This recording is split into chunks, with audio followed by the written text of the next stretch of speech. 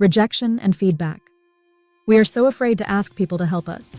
We are afraid that they say no. Why are we afraid? Can the answer no hurt us? Can it give us pain? The pain is self-inflicted. We are proud and feel hurt when someone says no. I tell people in OHF that I am a beggar. I go around begging for donations. I cannot be proud, keep quiet, stand one side and expect people to come to me and say, "Here is my donation." Of course, God is wonderful and He sends strangers to give me money. But I notice one thing. I have to go and ask many people before God sends in an unknown donor. This fear of rejection is what keeps many people from being successful. KFC is now sold in Cambodia. It was started by a man called Colonel Harlan Sanders. He made his own recipe for cooking chicken and went to ask people to invest in his dream. He asked 300 people and each and everyone said no. Imagine that he asked 2 people a day. That is 150 days or almost 6 months. Imagine meeting and asking people every day and keep hearing no, no, and no. But he kept on asking and finally someone said yes. Today there are 11,000 KFC restaurants in 80 countries. Simply because Colonel Sanders did not stop when 300 people said no.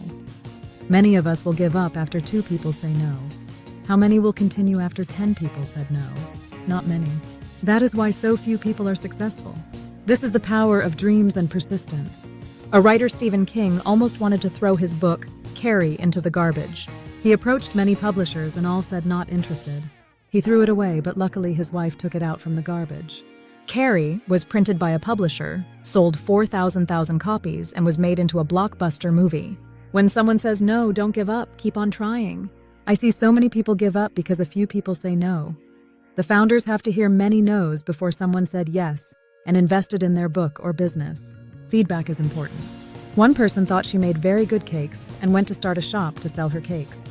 She lost a lot of money because her cakes were not good. She asked her friends, but they didn't want to upset her and told her that the cakes were superb. She did not get good feedback. She should ask her friends to buy her cakes since they said it was good.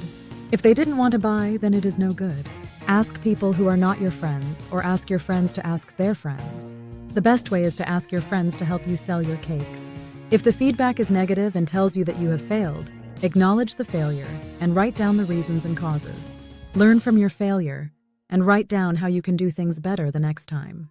Refocus on your vision, create a new plan of action, stay in the game, and keep moving forward.